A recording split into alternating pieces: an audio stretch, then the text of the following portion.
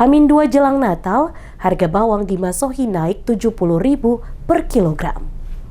Menjelang H-2 perayaan Natal Desember 2025, harga sejumlah komoditas pangan di Pasar Binaya Masohi, Kabupaten Maluku Tengah mulai merangkak naik, khususnya bawang merah dan bawang putih. Berdasarkan pantauan DMS pada Selasa 23 Desember 2025, harga bawang merah di sejumlah lapak mencapai Rp70.000 per kilogram, sementara bawang putih dipasarkan dengan harga Rp50.000 per kilogram. Namun, di lapak lain di pasar yang sama, harga bawang merah masih dijual Rp65.000 per kilogram, sedangkan bawang putih berada di kisaran Rp45.000 per kilogram. Kenaikan harga bawang di Pasar Binaya Masohi terbilang fluktuatif. Pada akhir November 2025, bawang merah masih dijual dengan harga rata-rata Rp40.000 per kilogram, harga kemudian naik menjadi Rp50.000 dan kini mendekati rata-rata Rp60.000 hingga Rp70.000 per kilogram. Seorang pedagang bawang merah Pasar Binaya, Mama Wati Lanuru, mengungkapkan bahwa stok bawang saat ini masih lancar. Namun,